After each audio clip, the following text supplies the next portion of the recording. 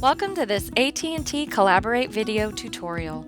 In this video, we're going to show you how to transfer calls on your Cisco phone. There are two ways to transfer a call.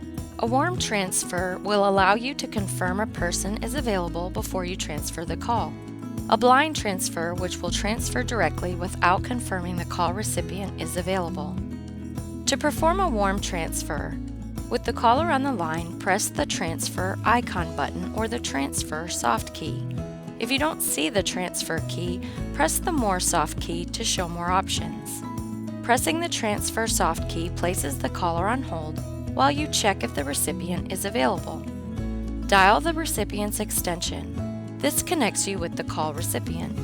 When you're ready, press call, then the transfer soft key again. This sends the caller to the recipient. To perform a blind transfer, with the caller on the line, press the blind transfer or the transfer soft key. Dial the recipient's extension and press call. This sends the caller directly to the recipient.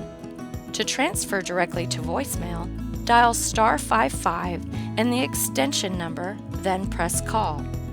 Thanks for watching this AT&T Collaborate video tutorial.